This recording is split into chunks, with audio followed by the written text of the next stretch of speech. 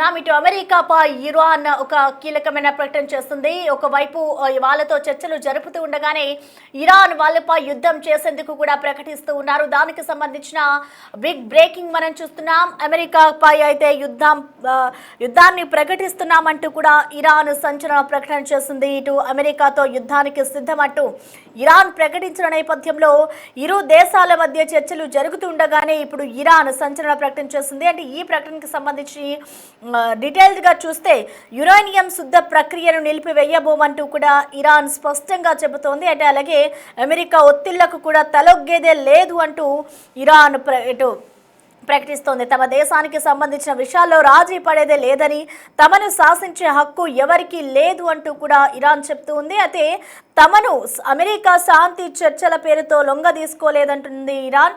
ఓవైపు ఇరాన్తో శాంతి చర్చలు సాగిస్తూనే అరేబియా సముద్రంలో యుఎస్ యుద్ధ నౌకల మోహరింపు.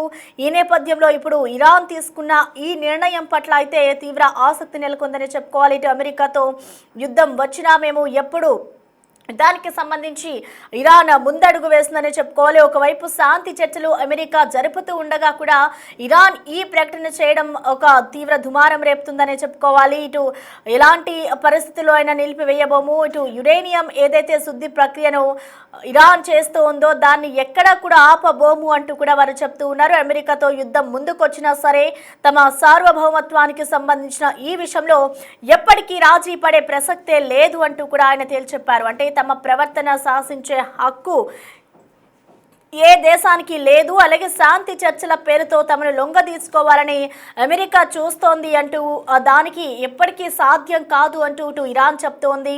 తమ దేశ సరిహద్దులకి సంబంధించి అమెరికా ఏదైతే తన సైనిక బలాన్ని పెంచడంపై ఇరాన్ ఏమాత్రం కూడా ఆందోళన చెందడం లేదని ఆగార్చి పేర్కొన్నారు. ముఖ్యంగా అరేబియా సముద్రంలో ఏదైతే అమెరికాకు చెందిన యుద్ధ నౌక యుఎస్ఎస్ అబ్రహాం లింకన్ మోహరింపు తమను ఎంత మాత్రం భయపెట్టలేదంటూ కూడా ఇరాన్ ప్రకటిస్తోంది. ఇటు దీనికి సంబంధించి మనం బిగ్ బ్రేకింగ్ చూస్తున్నాం. ఇటు ఓవైపు ఇరు దేశాల మధ్య చర్చలు జరుగుతూ ఉండగానే అమెరికాపై యుద్ధాన్ని అయితే ఇరాన్ ప్రకటిస్తూ ఉన్నారు. దీనికి సంబంధించి ఇటు మరింత సమాచారాన్ని మా ప్రతినిధి శివ అందిస్తారు. శివ, మనం చూస్తున్నాం ఒకవైపు అమెరికా ఇరాన్తో శాంతి చర్చలు జరుపుతూ ఉండగానే ఇరాన్ మరొకసారి మేము అమెరికాపై దాడులు చేసేందుకు సిద్ధము అంటూ కూడా ప్రకటన చేస్తున్నారు. కాబట్టి దీన్ని ఏ విధంగా చూడాలి? ఇరాన్ ప్రకటించిన ఆ ప్రకటనని ఇటు ట్రంప్ ఏమైనా స్పందించారా? డీటెయిల్స్ ఎలా ఉన్నాయి? ప్రధానంగా చూసుకుంటే ఈ అమెరికా అలాగే ఇరాన్ మధ్య యుద్ధానికి సంబంధించి గత కొన్ని రోజులుగా కూడా ఉత్కంఠ కొనసాగుతుంది. ఒకవైపు దౌత్య చర్చలు జరుగుతూ ఉన్నాయి. ఎప్పుడు యుద్ధం వస్తుందా అనేది కూడా ఇరు దేశాలకు సంబంధించిన ప్రజలైతే తీవ్ర ఆందోళన వ్యక్తం చేస్తున్నారు. అయితే ఈ అమెరికా యుద్ధంపై ఇరాన్ సంచలన ప్రకటన చేసినట్లుగానే ఇప్పుడు అర్థమవుతోంది.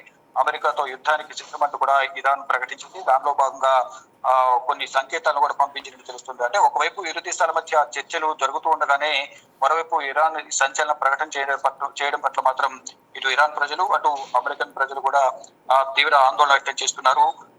ప్రధానంగా ఏదైతే న్యూక్లియర్ అణుబాంబులు తయారు చేయడానికి వినియోగించే యురేనియం శుద్ధి ప్రక్రియను ఆపేది లేదు. అంటే యురేనియం ను వివిధ రంగాల్లో దీన్ని ఉపయోగిస్తారు, కానీ యురేనియం అతిగా శుద్ధి చేసి దాన్ని మాత్రం అణుబాంబులకు న్యూక్లియర్ బాంబులకు ఎక్కువగా వినియోగిస్తూ ఉంటారు. ఆ యురేనియం శుద్ధి ప్రక్రియ అనేది నిలిపేసే ప్రసక్తే లేదంటూ కూడా ఇరాన్ ప్రభుత్వం తెలియజేసింది.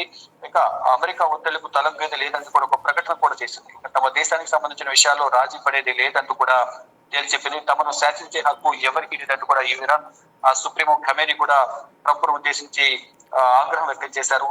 తమను అమెరికా శాంతి చర్చల పేరుతో లొంగ తీసుకోలేదంటూ కూడా ఇరాన్ తేల్చి చెప్పింది. అంటే ఓవైపు ఇరాన్ తో శాంతి చర్చలు సాగిస్తూనే అరేబియా సముద్రంలో అమెరికా యుద్ధ నౌకలను మోహరించింది. ఇప్పటికే అబ్రహాం లింకన్ పేరుతో ఉన్న విధ్వంసం సృష్టించే యుద్ధ నౌకను అరేబియా సముద్రంలో మోహరించింది. మరి సరిహద్దు ప్రాంతాల్లో యుద్ధ ట్యాంకర్లను, భద్రతా బలగాలను, అంటే సైనిక విభాగానికి సంబంధించిన అన్ని విభాగాలు కూడా భద్రతా బలగాలను మోహరించారు. ఇటు ఇరాన్ కూడా అదే స్థితిలో అదే స్థాయిలో ఎదుర్కొనేందుకు నౌకలను మోహరించింది, యుద్ధ నౌకలను, మరోవైపు యుద్ధ ట్యాంకర్లు, మరోవైపు బలగాలను కూడా అక్కడ మోహరించారు. కానీ ఈ నేపథ్యంలోనే అక్కడ ఒకవైపు చర్చలు జరుగుతుండగానే మరోవైపు ఎందుకు ఈ మోహరింపు కార్యక్రమాలు చేపట్టారనే దానిపైన తీవ్ర ఆగ్రహం వ్యక్తం చేసింది ఇరాన్. దానిలో భాగంగానే ఈ ప్రకటన చేసినట్లుగా తెలుస్తోంది. అయితే ఈ యురేనియం శుద్ధికి సంబంధించి అణుబాంబులను ఎక్కువగా తయారు చేసే దీన్ని వినియోగిస్తారు. మొత్తం ప్రపంచ వ్యాప్తంగా చూసుకుంటే 2025 సంవత్సరం నాటికి 12,500 కంటే ఎక్కువగా అణు వార్ హెడ్లు ఉన్నట్లుగా కూడా తెలుస్తోంది. వీటిలో 90% పైగా రష్యా, అమెరికా దేశాల వద్ద ఎక్కువగా ఉన్నాయి. అంటే న్యూక్లియర్ కి సంబంధించిన ప్లాంట్స్ కానీ, దాంట్లో అణుబాంబులు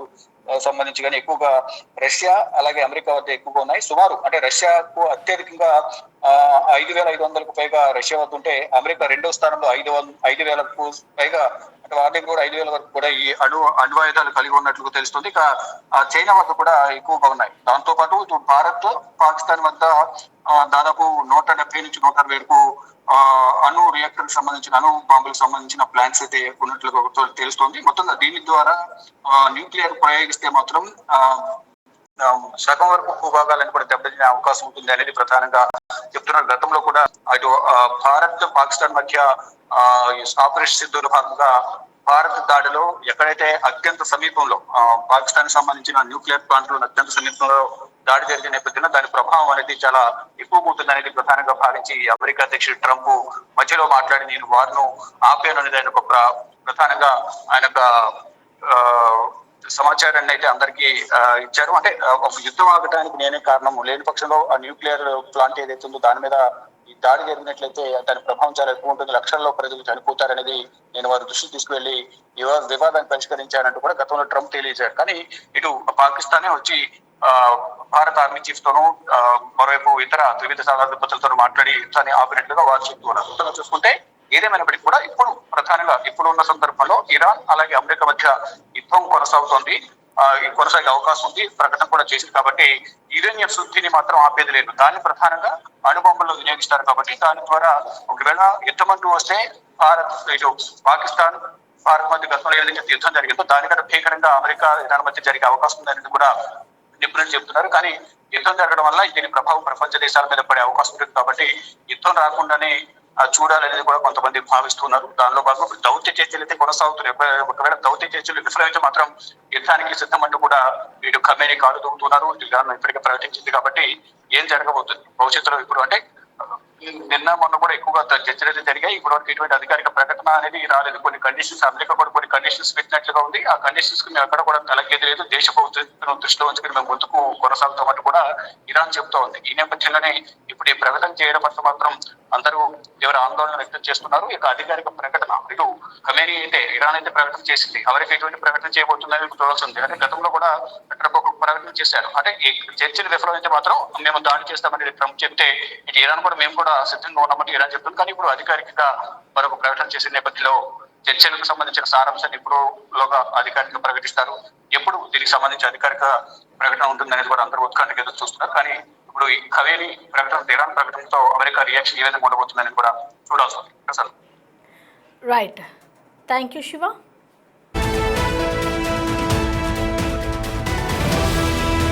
మొత్తానికి చూసుకోవచ్చు, ఇటు ఏదైతే అమెరికాకి సంబంధించి యుద్ధంపై అయితే ఇరాన్ సంచలన ప్రకటన చేస్తుంది. అమెరికాతో యుద్ధానికి సిద్ధమంటూ కూడా ఇరాన్ ప్రకటిస్తూ ఉంది. ఓవైపు ఇరు దేశాల మధ్య చర్చలు జరుగుతుండగానే ఇటు ఇరాన్ ఆ ప్రకటన చేయడంతో ఒక ఆందోళన వ్యక్తమవుతోంది.